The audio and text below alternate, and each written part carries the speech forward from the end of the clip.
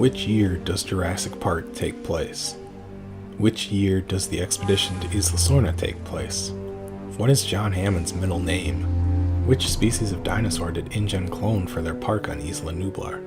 Who survives the Jurassic Park incident on Isla Nublar? There are actually multiple answers to each of those questions. Jurassic Park could take place in 1989 or 1993, depending on which continuity you're referring to. John Hammond's middle name could be Alfred or Parker, depending on which continuity you're referring to. The survivors of the Jurassic Park incident could vary, depending on which continuity you're referring to. I think you get my point. This is where canon comes into play. Jurassic Park is a name recognized around the globe, as well as the more current title Jurassic World, although for the purposes of this video I'll be using the park name. The franchise started in 1990 with Michael Crichton's Jurassic Park novel and became a massive sensation with Steven Spielberg's 1993 film also titled Jurassic Park. Crichton followed with a sequel novel titled The Lost World in 1995, and Spielberg once again adapted that into a sequel to the first film titled The Lost World Jurassic Park in 1997. There was seemingly no stopping the franchise. Tons of video games came out for both Jurassic Park and The Lost World, including an online promotional game for Jurassic Park The Ride in 1996. There was even an animated Jurassic Park TV show in the works at one point. The franchise was everywhere, from trading cards to comics to clothing items and everything in between. A third film, simply titled Jurassic Park 3, hit theaters in the summer of 2001. Although the franchise began to slow down at this point, it didn't stay that way for too long.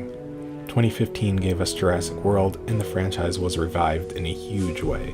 Jurassic World Fallen Kingdom landed in 2018, and the third Jurassic World movie will be coming to theaters in 2021. Jurassic Outpost, a Jurassic Park news website, posted an interview in December of 2018 with writer-director Colin Trevorrow.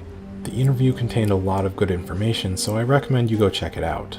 In the interview, Colin Trevorrow stated, "There would be no shortage of new developments in the next few years," which confirmed a few things. One, the movies would not be the only source of Jurassic Park that fans would get, and two, there is a verified canon being developed and closely moderated at Universal. Many folks think of the films as the only part of the franchise that matters since they're the main form of content available to the general public.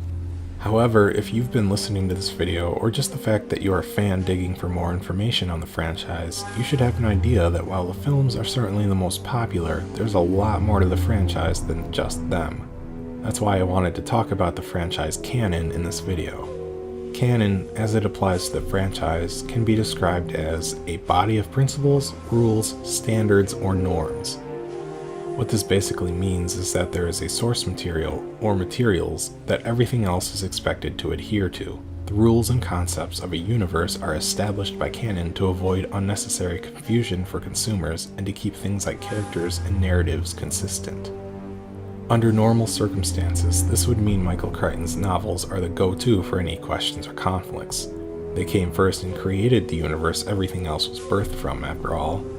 But with Jurassic Park, this isn't the case. In Beyond Jurassic Park, a DVD released in 2001, Crichton stated the following. I think that also there's a practical aspect, which is that they really are different media. And what my wish always is that it be a good movie in its own terms, and that it be a good example of the director's work. I don't actually have a lot of sympathy with the authors who say, they took the book and changed it. I mean, it's a very different form. And it follows different rules, it has a different kind of timing, and it's just inevitably, it's got to change. Essentially, he separated the novel and film continuities, allowing Spielberg to do whatever he wanted with his films.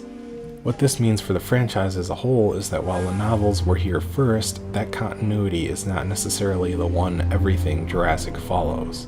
The novel and film branches have been dubbed novel canon and film canon by most fans. The Jurassic canon tree, as it were, doesn't stop at those two mediums, as you must also consider other continuities such as the Topps comics, the IDW comics, the junior novels, the theme park rides, and the video games. They all differ vastly from the Crichton novels, Spielberg films, and themselves, thus they warrant their own branches or even sub-branches of canon. And don't get me wrong, I'm not saying every little piece of Jurassic Park merchandise deserves its own branch on that canon tree, because that would be ridiculous. With more and more content being released for the franchise, canon becomes increasingly important, as well as increasingly difficult to manage, which is presumably why it's being moderated by multiple people at and in affiliation with Universal. It's no small task managing dozens of pieces of material, each with their own spin on the narrative. It can become quite a mess when discussing certain aspects such as characters, dinosaurs, and storylines. The novels, films, comics, and video games may have entirely different interpretations of something. I'll list some examples for clarification purposes. In Crichton's Jurassic Park novel, there are 2 T-Rexes in the park, an adult and a juvenile, while in Spielberg's Jurassic Park film, there is only 1 adult T-Rex in the park. The adult in the novel is red-colored, while the adult in the film is a brownish-gray. Isla Nublar is napalmed by the Costa Rican Air Force at the end of Crichton's novel, killing all of the dinosaurs and basically destroying the island. But in Spielberg's film, the island is left alone. Jurassic Park the game implied Nublar was napalmed as well, but we never actually see this happen. Jurassic Park the game includes a mosasaur genus called the Tylosaurus, while the Mosasaurus in the Jurassic World films is currently the only marine animal ever cloned.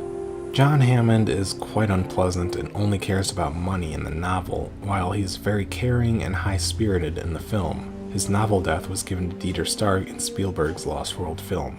Robert Muldoon survives in the Jurassic Park novel, but he dies in the film. He is revealed to have survived in the Topps Comics continuity. Louis Dodgson and Biosyn play an integral part in the Lost World novel, but that entire plot is absent from the film. Jurassic Park the Ride contains elements that aren't present in the movies, and the rides in the different theme parks around the world are not entirely consistent with themselves either. In Jurassic Park Adventure's Survivor, Eric claims he witnessed an iguanodon and a diplodocus, neither of which were cloned by InGen in the films according to the Dinosaur Protection Group. There are a plethora of differences, and I could spend the entire video discussing them all, but you get the point. This kind of deviation is why it's important for canon to exist and be respected when discussing aspects of the franchise.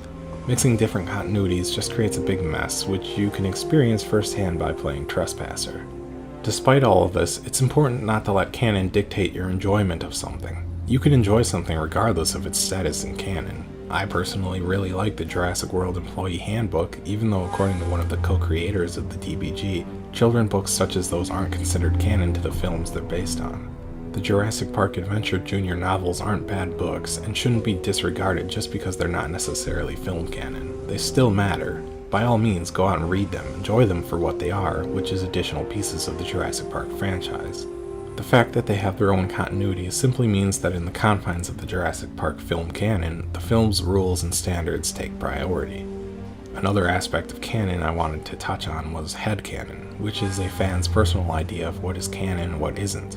Some fans like to include Jurassic Park the game and the Jurassic Park Adventure books as part of their film canon, regardless of any discrepancies in the narratives, because they simply prefer it that way. They like coming up with their own theories as to why something is the way it is. There's nothing wrong with having a personal view on canon, and nobody should ever force their own personal view on somebody else. But when it comes to what is officially recognized and deemed canon by those with the designated authority, like Universal, their word takes precedence. You are completely welcome to include whatever you like in your own headcanon, but for the purposes of fact-finding and accuracy, Universal's outline is the standard. Now you may have noticed I haven't gone into exactly which items are part of which canon, and that's because that would be another long video and you're probably bored enough as it is. Hopefully I explained at least something worthwhile in all of this. I'd like to know your thoughts on the Jurassic Park canon in the comments. Until next time, take care.